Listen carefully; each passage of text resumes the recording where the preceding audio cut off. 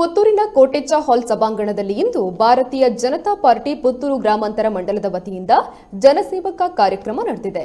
ಈ ಕಾರ್ಯಕ್ರಮವನ್ನು ಸಚಿವರಾದ ಡಿವಿ ಸದಾನಂದ ಗೌಡ ಹಾಗೂ ವೇದಿಕೆಯಲ್ಲಿದ್ದ ಎಲ್ಲ ಗಣ್ಯರು ದೀಪ ಬೆಳಗಿ ಉದ್ಘಾಟಿಸಿದರು.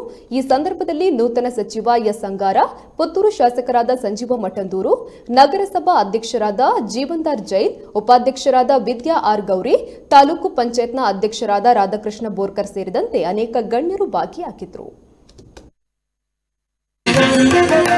भारतीय जनता पार्टी के भारत माता के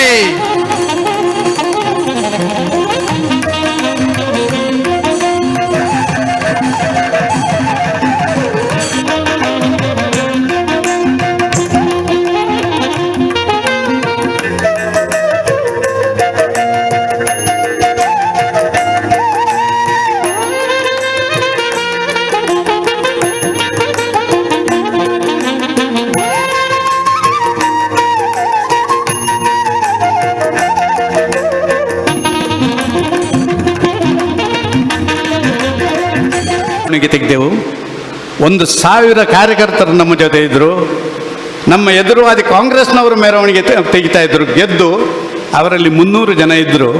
ಅವರೆಲ್ಲ ಬಂದು ನಮಗೆ ನಮಸ್ಕಾರ ಹೇಳುವಂಥ ಕೆಲಸ ಕಾರ್ಯಗಳನ್ನು ಆ ದಿನದಲ್ಲಿ ಮಾಡಿದ್ರು. ನಾನು ಯಾಕೆ ಇದನ್ನು ಹೇಳ್ತೇನೆ ಅಂತ ಹೇಳಿದರೆ, ಸೋಲು ಶಾಶ್ವತನೇ ಅಲ್ಲ. ಆಯಿತು, ನಾನು ಜಿಲ್ಲಾ ಪಂಚಾಯತಲ್ಲಿ ಸೋತೆ, ಆಮೇಲೆ ನೀವೇನಾದರೂ ಸೋಲಿಸಿದ್ರಾ? ಪುತ್ತೂರಿಗೆ ಬಂದ ಮೇಲೆ ಗೆಲ್ಲಿಸಿ ಎಲ್ಲೆಲ್ಲೆಲ್ಲೆಲ್ಲಿ ಕಳಿಸಿದ್ರಿ. ಕೆಲವರಿಗಂತೂ ನಾನು ಇಲ್ಲಿ ಇರಬಾರ್ದು, ಆದ ಕಾರಣ ಇವ ಬ್ಯಾಂಗ್ಳೂರಿಗೆ ಹೋಗಲಿ ಅಂತ ಹೇಳಿದರು. ಕೆಲವರಿಗಂತೂ ಇವನು ಬ್ಯಾಂಗ್ಳೂರಲ್ಲಿ ಬೇಡ, ಇವನನ್ನು ಡೆಲ್ಲಿ ಕಳಿಸಿಬಿಡೋಣ ಅಂತ. ಹಾಗೆ ಎಲ್ಲೆಲ್ಲ ಕಳಿಸ್ಕೊಡುವಂಥ ಕೆಲಸ ಕಾರ್ಯಗಳನ್ನು ಜನ ಮಾಡಿದ್ದಾರೆ. ಇದಕ್ಕೆಲ್ಲ ಕಾರಣ ಜನಪ್ರತಿನಿಧಿಯ ಜವಾಬ್ದಾರಿ, ಜನಪ್ರತಿನಿಧಿಯ ನಡವಳಿಕೆ, ಜನಪ್ರತಿನಿಧಿ ತನ್ನ ಪಕ್ಷದ ಮೇಲಿರುವಂಥ ವಿಶ್ವಾಸ, ಜನಪ್ರತಿನಿಧಿ ಎಲ್ಲರ ಜೊತೆ ಶಾಮೀಲಾಗುವಂಥ ಸಂಗತಿಗಳು, ಇದೆಲ್ಲವೂ ಸೇರಿದರೆ ಅತ್ಯಂತ ಯಶಸ್ವಿ ಆಗ್ತದೆ ಅಂತ ನಾನು ಭಾವಿಸ್ತಾ ಇದ್ದೇನೆ.